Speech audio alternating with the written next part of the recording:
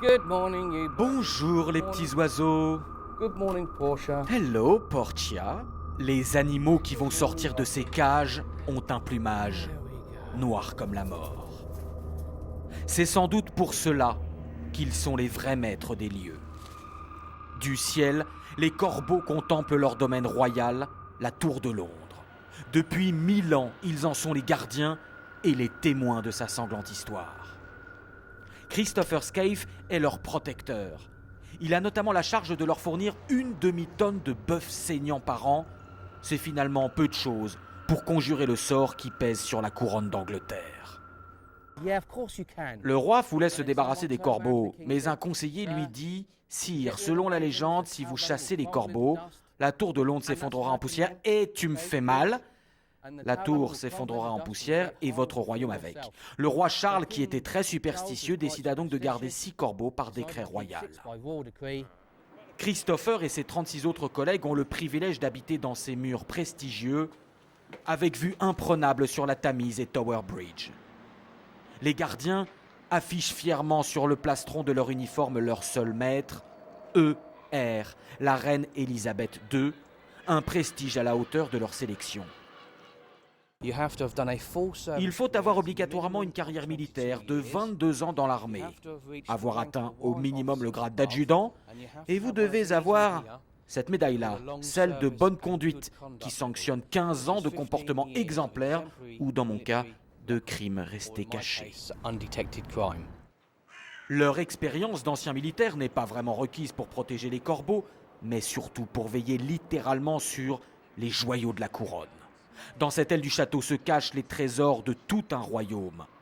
Les visiteurs n'ont officiellement le droit d'amener aucune caméra, aucun appareil photo à l'intérieur, mais filmant sous le manteau avec leur téléphone portable, de nombreux touristes révèlent au monde sur Internet les joyaux entreposés dans ces salles aux portes blindées.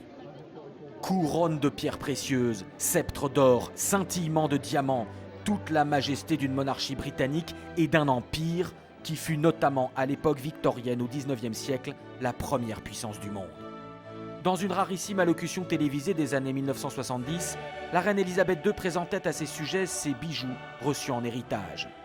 The crown as you see it now was made for Queen Victoria in 1838.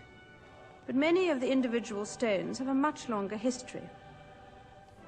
The oldest is probably this sapphire, which is said to have been worn as a ring by Edward the Confessor nearly 1,000 years ago.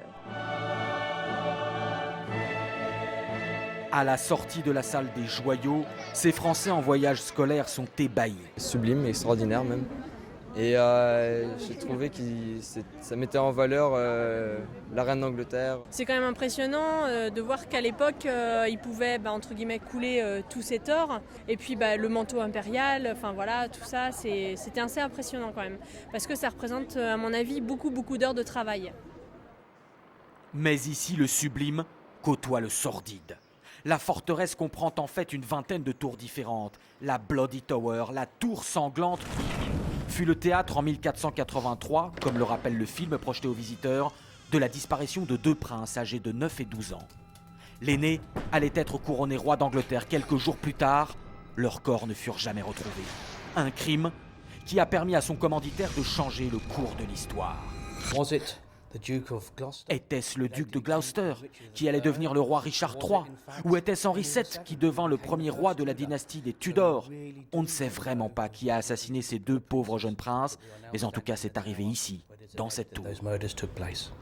Plus loin dans la cour, c'est à cet endroit qu'étaient pratiquées les exécutions de haut rang. Une histoire qui là encore a inspiré de nombreux films. Le roi Henri VIII, qui épousa 6 femmes, peu pour le meilleur et surtout pour le pire, y fit exécuter 2 de ses reines, dont Anne Boleyn. Condamnés à mort ou prisonniers auront pendant des siècles regardé de leurs cellules les corbeaux, les seuls tout au long de ces 1000 ans d'histoire à avoir toujours pu s'échapper librement de la Tour de Londres.